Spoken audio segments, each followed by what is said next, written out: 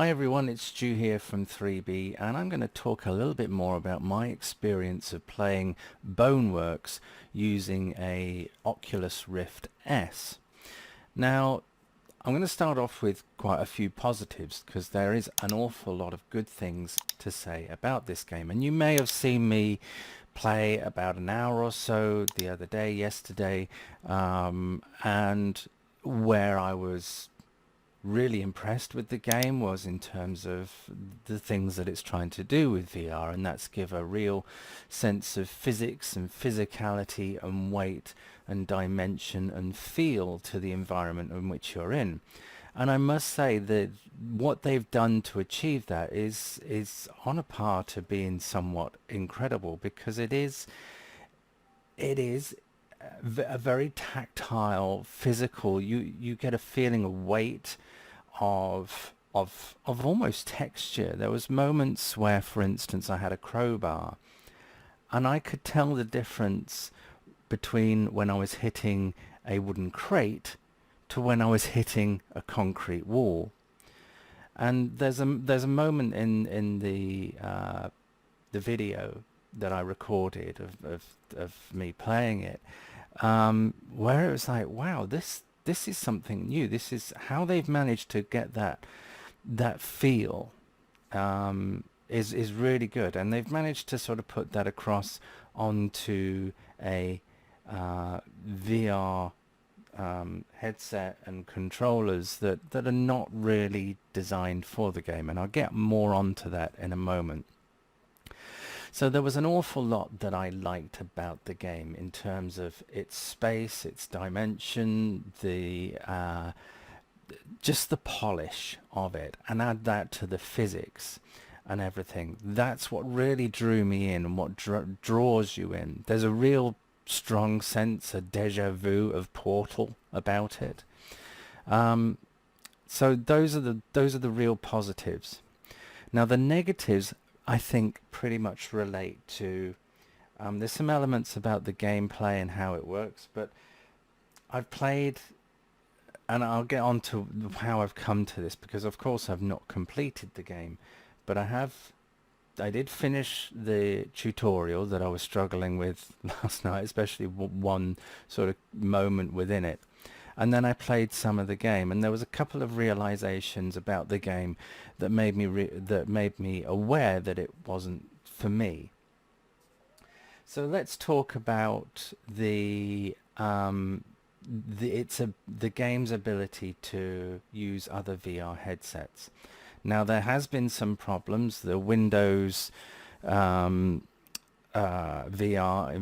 headsets are really having problems. The HTC Vive ones are also having problems with it, and thankfully the Oculus Rift S didn't have such sort of key fundamental issues with it, where in some cases it was unusable.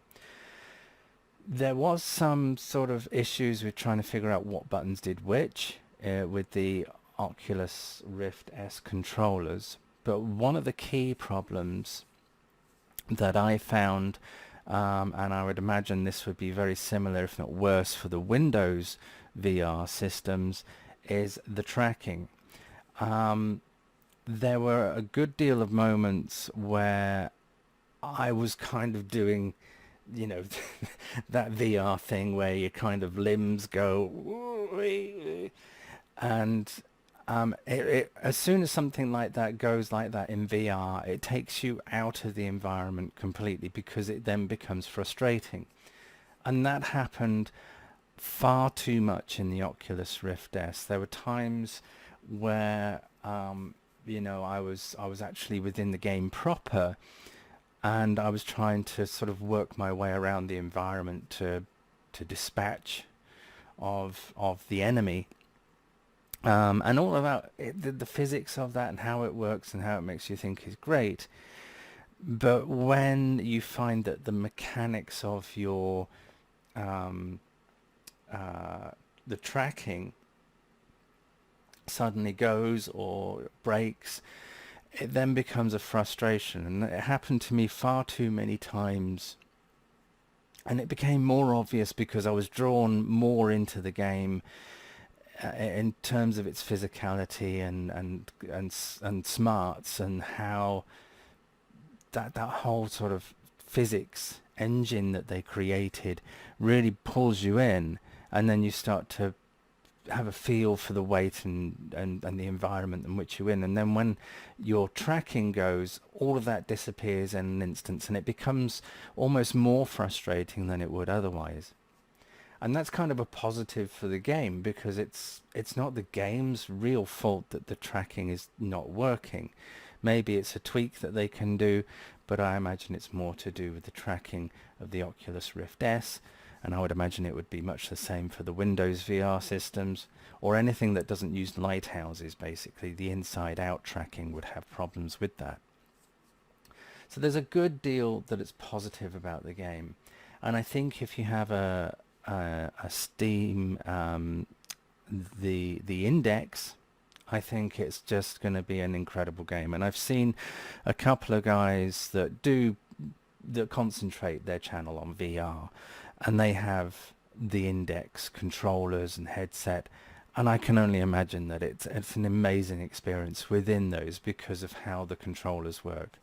And I think fundamentally the game is designed for the Index, and the other headsets are not so much an afterthought, but they've just created the compatibility maybe with an API and just sort of fiddled with that a little bit.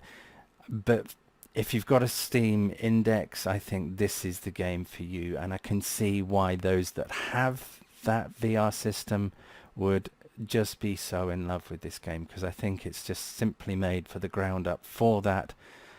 And my experience with the Oculus Rift S, it was clumsy at times. Like, there was one of the things I found very frustrating was the jumping mechanic, and it just didn't seem to work very well for me using the Oculus Rift S. I hope it's a lot better on the Steam controllers, on the knuckles or whatever they call them.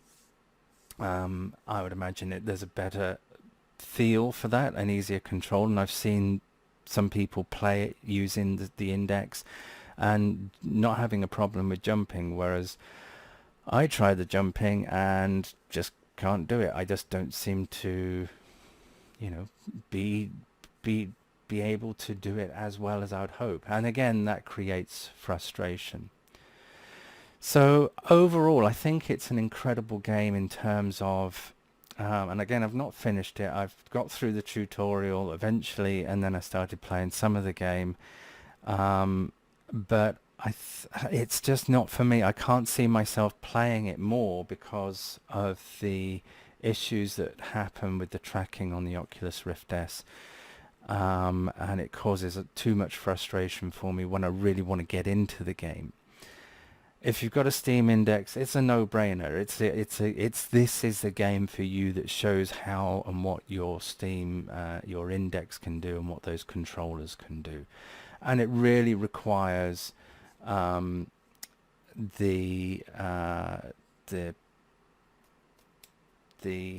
outside-in sort of tracking. Where you got the I can't remember what they're called now, the lighthouses. I can see why you really need those. This wouldn't work particularly well with inside-out tracking, because it's the requirement on being able to completely accurately track every aspect of where your controllers or your knuckles or whatever it is you're using are. So it's a great game. The physics of it are amazing. The story just kind of works its way into you. I still yet to totally figure out what it indeed I'm doing there, or what it is the story is completely about, but apparently that evolves over the time that you're playing the game. I would seriously think twice about playing it on the HTC Vive using the wands, because a lot of people just seem to be having an awful lot of problems with that. Again, with the Windows VR systems and all of those that use that platform are having a lot of issues where it's almost broken, I believe, on that. And I think if you've got an Oculus Rift S, be prepared for that whole kind of, I'm trying to touch the wall or grab something, and you end up with the whole jangly Gumby arm nonsense. There's a good amount of that goes on that will take you out of that immersion that's there. So it's if you've got Steam Index, it's a no-brainer. Oculus Rift S, I would think about it, but be prepared for some frustration and maybe wait for a patch. Currently for the HTC Vive with the Wands and the Windows VR systems, it's not really working very well at all for those. In fact, for some of the Windows people, it's just not working at all. So either wait for a good patch on that front, and hopefully it will fix it for those guys that have that. But overall, I think I would give it a 7 out of 10 because there's a good degree of frustration with an Oculus Rift S. So a 7 out of 10 for an Oculus Rift S. But I think if you've got an index, I can see why easily it would be a 9 or a 10. I hope this helps. I'm going to be reviewing another VR game that I'm just downloading as we speak, and that is called, what is that called? It's called Boiling Steel, and they sent me a key very kindly to try their sort of the beta test of their game, and so I'll be talking a little bit about that at some point very soon. Yeah, so have a good day. Don't forget to give me a thumbs up and subscribe if you've not. Channel's mostly about gadgets and stuff, but you know, I kind of want a bit of other stuff that I do as well. So that's always interesting. Don't forget to click the bell as well, because you'll never hear from me again otherwise. There's a lot of you going, yeah, that's a good idea. That you don't hear from me. Anyway, have a fab day. See you soon. Take care. Bye-bye.